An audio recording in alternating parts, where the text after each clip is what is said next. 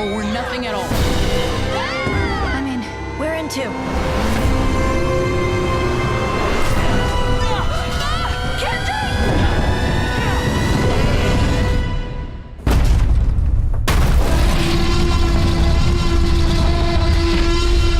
This is what camp's about. Who's with me?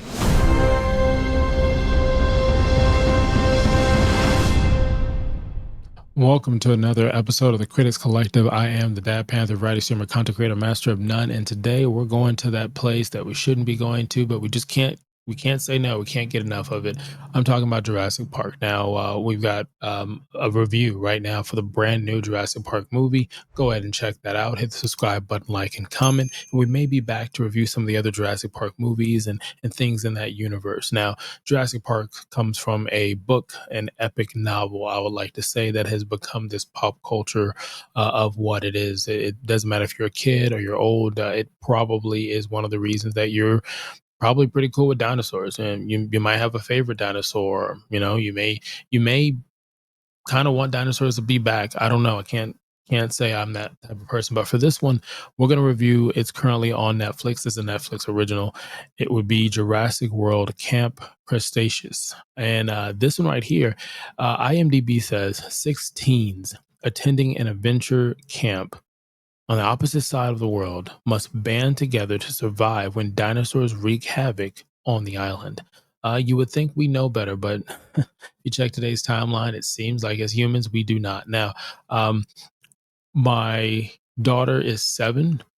A lot of programs I'll just watch. I'll just watch kid programs just in case she may say, you know, I want to watch that one. I'd be like, hey, I watched some seasons of this. I watched some episodes of this, and that's it. Like Tiny Chef, look out for the review for Tiny Chef. That was one of the things that I just happened to find and then said, hey, little one, try this. I think you'll like that. Bluey is another one.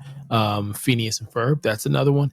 You know, actually, I tried Rugrats and Doug, and she didn't go for it. Just did not want to sit there and wait for storylines to develop. Damn you, iPad. Anyway, so I'll go into my highs and lows. The lows for this was I was very impressed. I know it sounds like a low, but I did not expect to be as impressed with the storyline and or execution of this.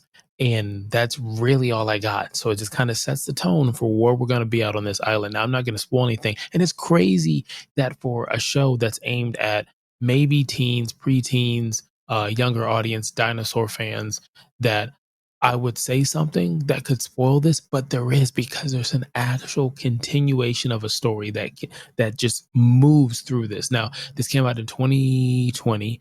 It went for 2 years, 5 seasons. Okay, so there's plenty of stuff to go back and watch. Now, the animation, think Beast Wars, but stepped up. The technology is there. The way it starts off gets you. I like the cast and what they're doing with it. It feels new. A new spin on something that's older. You know, once you see what the storyline they're giving you, you'd be like, well, I've seen this in XYZ, whatever. So I'll go with the good stuff. If I haven't already kind of mentioned it before, I like the cast, the voiceover, I like the animation design, and that's saying something, because if you go check Elio, the review that we did for that one, it's like Disney, Pixar. Can we get a different style of animation? When you look at Red and you look at Buzz Lightyear, there's some other ones where it's like, hey, if we could just figure out a way to say, hey, let's animate differently. I think this does a really good job of animating and making its own. The dinosaurs seem real and believable in the sounds. There are some moments that will startle if you're younger, and I think that was cool. There's a story in here, and I'm like, man, I thought that was really cool that there's a story and a continuation of a story.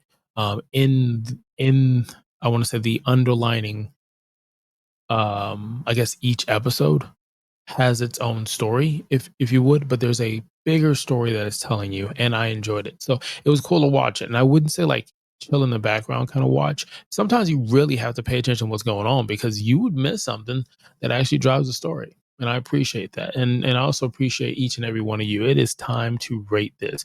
We're talking Jurassic World, Camp Cretaceous, and this is on Netflix. It's an original. You got 5 seasons. Each episode, I want to say, it's like 30 minutes. And there's no gore in this, but there are moments where you can see a really big scratch or a bite mark. And how we rate things is from 5 to 0, 5 being the best, 0 being not very good. Now, I'm gonna rate this a 4. I was very surprised of how good this is. And I would say, if you're a Jurassic Park fan, if you like dinosaurs, if you're maybe you got a little one who likes to play with toy dinosaurs, I really think they're going to enjoy this one. There's not that many scary scenes in here, so you should be able to have the conversation with the little one and say, "Hey, listen, it's dinosaurs. There's going to be some scary moments."